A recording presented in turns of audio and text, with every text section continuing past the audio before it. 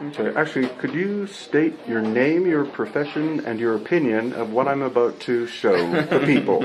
Sure, my name is Chris Walling. I'm from Los Angeles, California, and I'm an academic healthcare executive. So primarily, what I'm observing here is that, especially at the top of the skull, that hole, would appear to be consistent with some of the other skulls who have trauma, whereupon in ancient times, the primary mechanism of surgery was to remove illness or spirit by really essentially creating a hole in the skull. This was a common medicinal practice that you saw throughout ancient Incan cultures and a lot of indigenous cultures. It was believed to be that would relieve the negative spirit and allow the person to heal. And that would be consistent with what I'm seeing here. This doesn't appear to be congenital or anything that is necessarily from birth, but rather happened much later on after the development of the form. But you have an extraordinary increase in the size, particularly of where you would see executive function in the brain, because that's where the largest part has sort of come out in 180 degrees on both sides, which would appear to not be necessarily from adulteration, but much more from evolution. Yeah. However, the cracks in the skull, and maybe it's because the museum has done that, there appears to be some form of adhesion that's been put there to try to keep it together. That's not part of the artifact itself. Right, yeah. Senior Renato did that in order to keep the skull together. Right. So do you think you're looking at an example of cranial deformation, or possibly that this person was could have been born this way? This is born this way. Born this way. Oh, yeah. And the dentition, the teeth? Now that's kind of odd, because even the mismatch of the coloration has got me kind of concerned that it's inconsistent, because typically, even with decalcification of most artifact that you find in teeth, particularly considering they didn't have good dental care, even at that time, you're not going to see that level of white compared to the rest of the skull. You would see a consistency between the coloration. And how old would you estimate this person would have been at the time of death? Well, that's difficult to say, because it's completely inconsistent with any typical, fetal evolution. So I can't even guess. Do you see a difference in the size or the presumed age of the skull as compared to the development of the teeth? Yes. Now that would indicate that you're looking at least anywhere from 8 to 10 years of age. But even the molars are so huge that it could be even late teens, early adult. It's a mismatch for me. And that's not consistent with the size of the body? No, it's not. Does it have the normal number of ribs and The things like intercostals appear to also have experienced some form of trauma or have been severed at some point. Particularly in the upper rib cage, the first, second, and third ribs appear to be severed from some device, because you'll see the exposed bone has been cut, whereas the lower ribs are completely intact. What about number? Yeah, how about the number ribs? you've got, from what I can see, You can see in the mirror. you've got a floating rib down here, which we all still have today. 1, 2, 3, 4, 5, 6, 7, 8, 9, 10. Which is inconsistent with most Homo sapiens. What do most people have? Well, it depends. Some people have an extra rib. It just depends on the individual. Typically, you're looking at anywhere from 6. Sometimes people will have as most as 7, but never at this size in terms of development. So we got more ribs going. You've got more ribs going than you would normally have for that form. Thank you. I was looking at in the mirror at the back, and it just seemed Oh, like I didn't even catch the mirror. Yes. No, if you catch the mirror, you can really see them coming. 3, 4, 5, 6, 7, 8, 9, almost 10. You've got 10. That's really weird. Really? That's really weird. I'm looking and thinking, I don't know a It's lot about completely anatomy. genetically inconsistent. I don't know a lot about anatomy, but it looked weird. Yeah. So thank you for backing that up. Yeah, it is. It's Thank you. completely weird. And, function follows form, right? All throughout nature, meaning Sure. nature doesn't grow an arm unless the arm's going to be used, and nature isn't going to develop an intercostal unless there's something to protect. It's really strange. So in terms of the skull and the drawing, do you see any possible relationship, or is that too simplistic? It's a big of a leap because if you were to place tissue in and around the nose, it's going to come a lot higher, and I would imagine that there's going to be cartilage that's formed on this one just because of the place of where the jaw line is coming in. So there's absolutely no cartilage on this artistic representation on the right. It seems to be simply just like a Chinese pug, like a dog, with no cartilage formation of the nose at all, whereas this skull is going to have some cartilage. There's no reason for there to be bone protruding that far out without there being some sort of superficial nose that comes out a little bit further. Oh, okay. Also, I'm looking at the drawing, and it doesn't seem to accommodate for the teeth. No. It's kind of pretending the teeth aren't Right. there too. This guy's gumming it on the right. Yeah, and this guy isn't. And this guy isn't. Yeah. Supposedly. Yeah. So we are, in your opinion, though, we're definitely not looking at a Homo sapien. You're not. No. If you are, you're looking at one that has severe genetic malformations. In other words, that the genes are not assimilating in a typical mutation. Plus, they're out under a microscope even. And they found this near here, hey, Ryan? Yeah, he found it on top of the mountain in a graveyard, on the side of a recently excavated grave or plundered tomb. Was it wrapped in some material? No, it was just kind of left like that. But do you see what I mean by the joint articulation here? Yeah, it's very weird. It doesn't follow any sort of consistency unless it's a quadrupedal organism. You're talking about the arm? Yeah. So a quadrupedal organism is going to need far more joint articulation lower on, what would be the tibular intersection. So here, Yeah. in order to have spring, Yeah. to be able to run, Yeah. on all fours. But but it's still not looking like anything we know on the planet. Well, it could. I mean, Yeah. this could be, a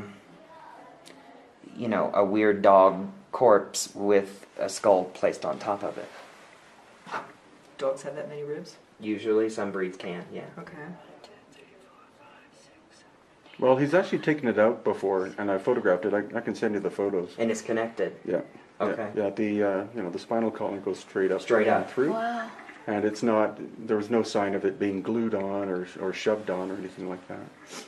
But unfortunately, the hands and feet and It still doesn't It's missing. explain why we don't have a vertebral column back Right, there, right. does it? No, it doesn't. Welcome to the Paracas History Museum here in Paracas, Peru, just south of Lima.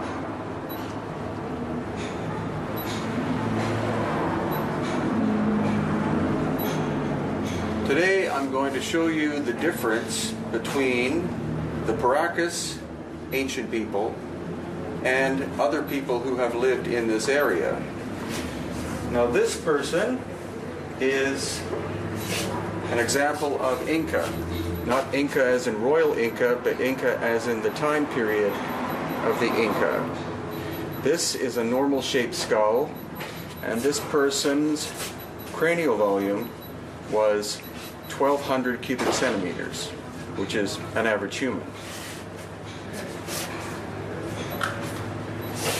Now this is an example of cranial deformation.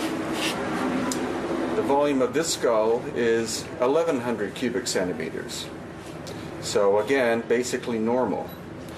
And you can tell, obviously, the deformation by the way it was flattened this way. String was wrapped around this way, possibly a board or some kind of material this way when it was a child, and the flattening was done in order to create this shape, which was desirable by these people. Now, another clue here is you see 3 cranial plates, which is normal. Your skull has that. The frontal, and then the 2 parietal plates. Now, the Inca one has that as well. It's a normal feature in a human being. And then we come to the Paracas. And this skull is very different from the other two I've shown you in many different ways. One thing is, in terms of plates, there are only two. There's one frontal and there's one parietal. There are not two parietals, only one. The volume of this skull is 1,500 cubic centimeters, so 25% larger than the Inca skull, shown as the example of what normality is. Also, the eye sockets are much larger. The nose seems to be larger. It has these two holes in the back, which are indicative of where nerves would come out of the skull to feed this part of the head. That is not a normal feature in a human being, in a normal human being. Now, the shape clearly could have been achieved via deformation, in order, because we can see this obvious transformation here. However, it's the volume and the fact that there are hundreds of examples of this. There are actually 5 different kinds, 5 different styles of elongated skulls here in the Paracas History Museum. That could represent 5 different social classes. We don't really know. No one studied this since 1928.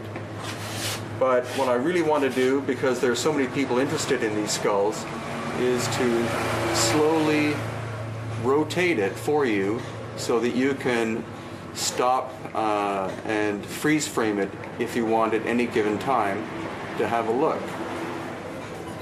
The jaw is also much larger than a normal human being, and there seems to be a genetic tendency to have fewer teeth, especially molars. In some cases, there are at least 4 molars missing, other cases 8. And some people have said that that would be the result of a poor diet, which isn't true, because the Paracas area was incredibly productive in terms of producing food, both seafood and also land-based agricultural products. And then this, we see, is an example of where trepanation occurred, brain surgery. Again, something seemingly pioneered by the Paracas and later adopted by people such as the Inca and the Nazca.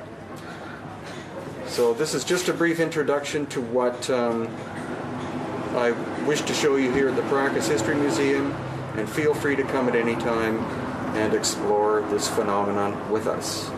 Thank you. So outside of Cusco and above the Sacred Valley is this astonishing Inca accomplishment called Marae. And the conventional story behind it is that it is an agricultural experimental station. But a German study 2 years ago proved pretty conclusively that each level is not that different in terms of temperature and humidity than the other levels. So the Inca may have used it as an experimental station or as a place to grow food. But what's more intriguing are the acoustic properties. There was someone down in the center not talking that loud. We could hear them way up here.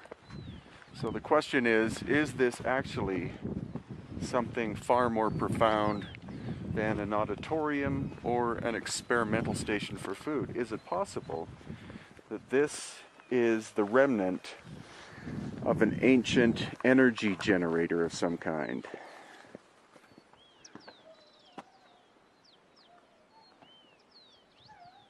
Well, as an auditorium, it doesn't make sense, because you would have staircases to move people, not steps like that.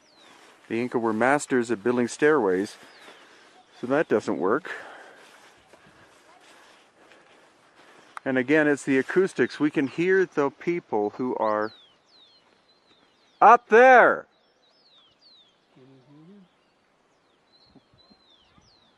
Yes, you can also hear them. Yeah. The birds. Oh, yeah, you can hear the birds all around you. And these are, so the sound becomes more clear. These are not fast. They are.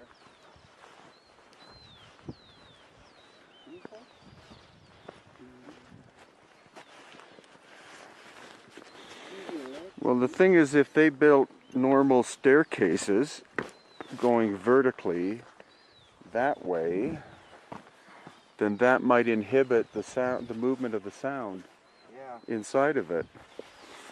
So maybe that's part of the reason for the spacing of them, is that air has to go through. Another odd thing is that the sound coming from people up over the edge of this is louder than these three guys who are standing right there. And that's what we find here, is we find sonic dead pockets where you could be standing right next to somebody, or somebody's in front of you and they're talking.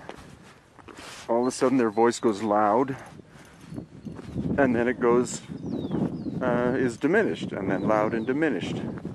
Almost as like there are waves of sound going through this thing. So again, that's the case here.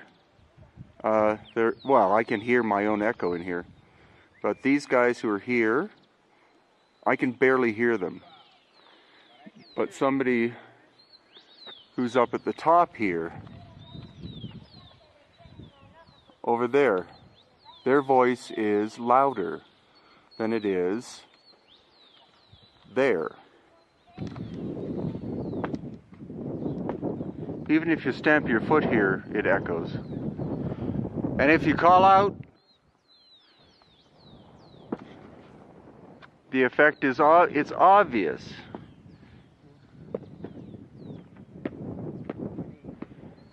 So, were the Inca experimenting with sound in order to assist in the growth of plants? And was this an amphitheater? Or is it even older than that? All these walls are clearly Inca period, but the shape itself, was that designed and built by an older culture that used this for some kind of energy transmission? The area is completely embedded with quartz crystal. Quartz crystal is known for its piezoelectric property.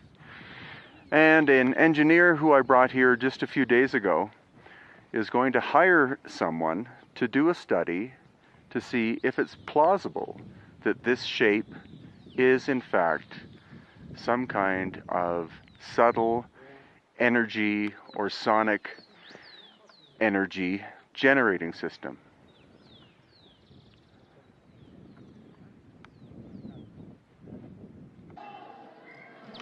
You can never visit ancient Inca sites too many times, because every time you go, you always find something that you haven't seen before. That's how complex a lot of the ancient archaeological sites in Cusco are.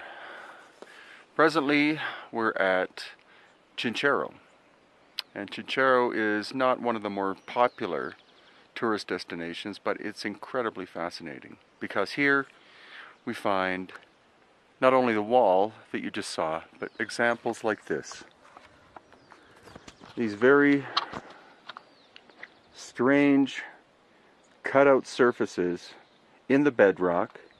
This is most likely a hard limestone. And this is what Jesus Gamarra of Cusco and his father Alfredo before him would call Hananpacha, which is the first world, or the first period of creativity, supposedly by humans, in the area of Cusco and the Sacred Valley.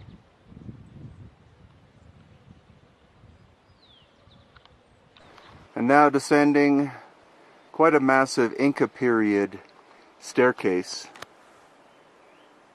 and across the terraces, which again are of the Inca period.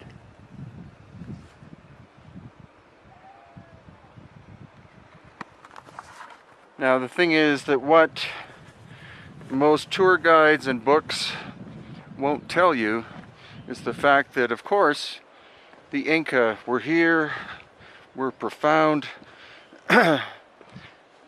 constructors of terracing systems, housing, palaces, roadways, etc. But what most don't take into account is the fact that before the Inca, there were most likely two very highly advanced civilizations, technically superior to the Inca, and in some ways technically superior to us, as hard as that may be to imagine. The Inca toolkit, as it were, consisted of bronze chisels, copper chisels, and stone hammers. And with that, they were able to create immense terracing systems, very sophisticated roadways. But what they were not capable of creating, and the same is seen in Egypt as well, is structures and carved stone outcrops that could not have been achieved with such simple tools. So terraces, of course, such as those you see behind me, it's quite clear how they were made, why they were made. They were made for agriculture. Houses comprised of many stones are houses. But how do you possibly explain that? Here we have a stone outcrop,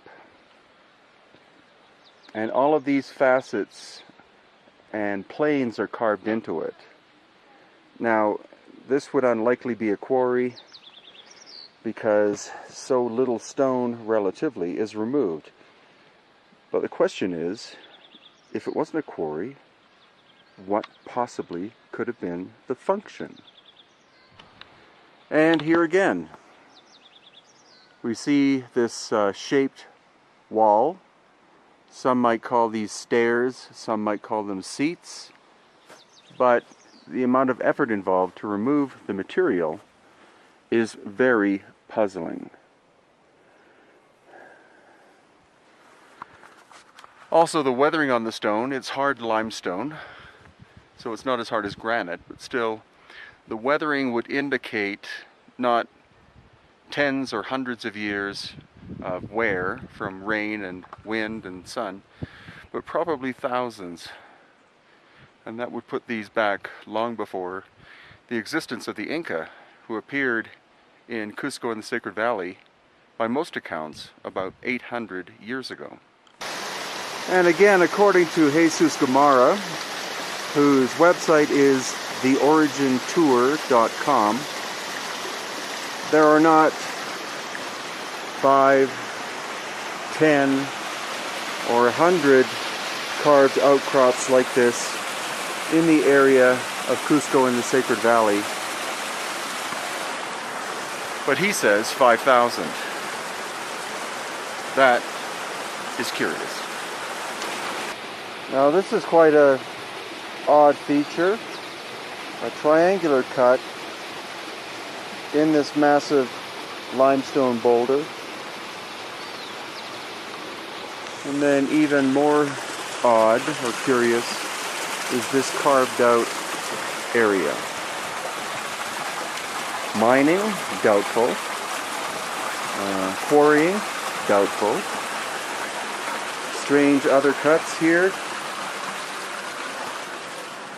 And proceeding up the stairway,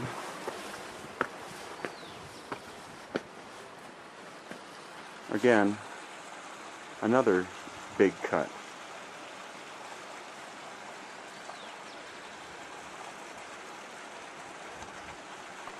And if life couldn't get stranger, it just did. In this lower section, which is a potato field, we find these cutout shapes.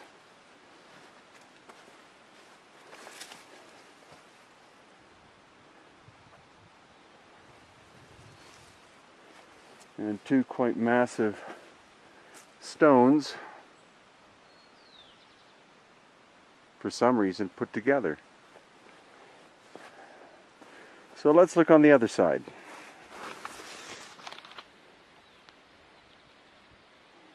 Very odd and very bewildering. The question being, when was this done and by whom? The Gemaras would probably either call this Hananpacha, the oldest culture, or Uranpacha, which is the culture that came after that. And after that were the Inca. Examples of this is a small specimen in comparison to others where you have very tight-fitting joinery like that. Sacsayhuaman above Cusco is the classic place. So if your explanation is that with enough time and with enough manpower they could have achieved all of this, I think you're deluding yourself. And a more ridiculous explanation would be, well, these people had a lot of time on their hands, which is completely untrue. These people had to grow and harvest their own food. They didn't take their bank card and go down to Walmart. Not to put anyone down, it's just the profound nature of what is in Cusco and Peru bewilders engineers, architects, geologists, historians, and many other people. If you'd like to join me at some point, www.hiddenincatours.com.